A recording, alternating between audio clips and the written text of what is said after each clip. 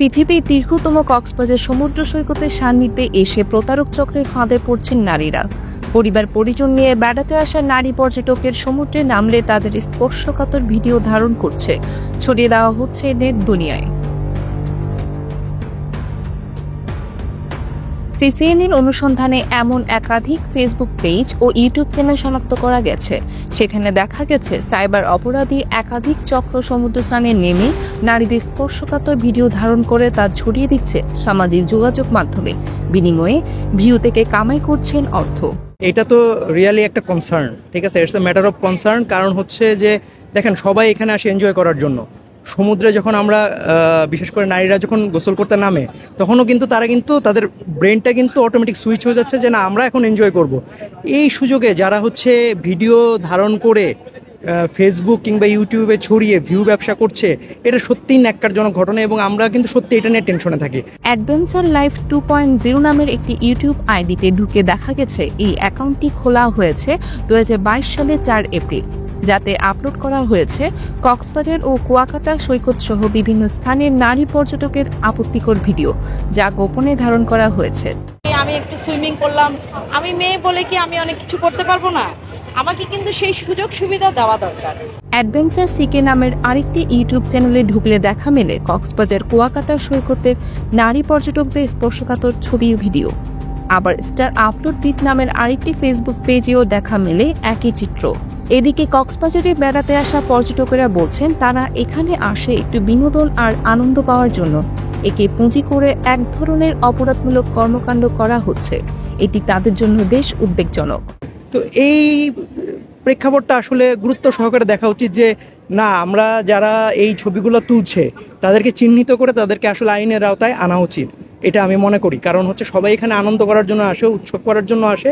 একটা ছেলের যে পরিমাণ আনন্দ করার অধিকার আছে, একটা নারীরও সমপরিমাণ আনন্দ করার অধিকার আছে। যারা এইগুলা করতেছে তাদের জন্য আসলে আমি একটু নিন্দাও জানাই, প্রতিবাদও জানাই, আর প্লাস তাদের জন্য শাস্তির আওতায় আনি। তার কারণ এটা অন্যায়, ন্যায়কে নয় আর অন্যায়কে অন্যায় বলা উচিত। পর্যটকেরা কক্সবাজারে আসেন অবাধে বিচরণ করতে, তারা মেতে ওঠে সমুদ্র স্নানে।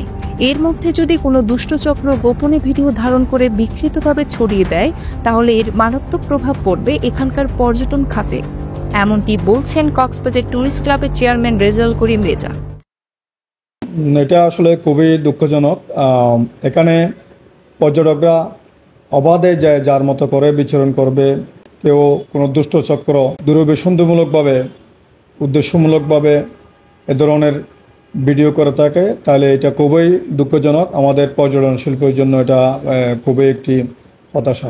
আমি এদেরকে দ্রুত শাস্তির আওতায় আনা, নজরদারির আওতায় আনার জন্য আমি জোর দাবি জানাচ্ছি। এত বছর ধরে চলে আসা এই সাইবার অপরাধ নিয়ে কখনো দেশের আইন শৃঙ্খলা রক্ষাকারী বাহিনী কিংবা এই অপরাধ দমনে নিযুক্ত বিশেষ সংস্থা এই সকল অপরাধীদের বিরুদ্ধে কোনো ব্যবস্থা নেয়নি। তবে এসব অপরাধ দমনের পুলিশের ভূমিকার জন্য কক্সবাজার জেলা পুলিশের অতিরিক্ত পুলিশ সুপার জসিমউদ্দিন চৌধুরীর কাছে শরণাপন্ন হলে তিনি জানান এই অপরাধের বিষয়ে তারা অবগত আছেন।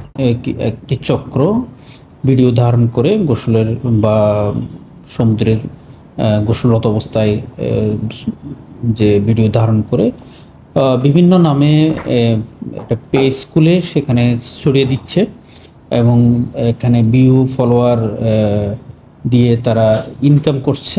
এই বিষয়টা পর্যটন বিকাশের অন্তরায় এবং একটি অপরাধ। তো এই বিষয়টি নিয়ে আমাদের নজরে আসছে, আমরা এই বিষয়টি নিয়ে কাজ করছি। যারা এই ধরনের কাজের সাথে জড়িত, এরকম সাইবার অপরাধের সাথে জড়িত, তাদের বিরুদ্ধে আমরা আইনানুগ কঠোর ব্যবস্থা নেব। পরিবার পরিজন বন্ধু স্বজন নিয়ে মুক্ত বিহঙ্গের মতো ঘুরে বেড়াতে কিংবা সমুদ্র বিলাসে আনন্দ উপভোগ করতে কক্সবাজার সমুদ্র সৈকতে আসেন দেশি বিদেশি লাখো পর্যটক। অথচ এখানেও নিরাপদ নন তারা, বরং হচ্ছেন প্রতারিত। Desk report, CCN.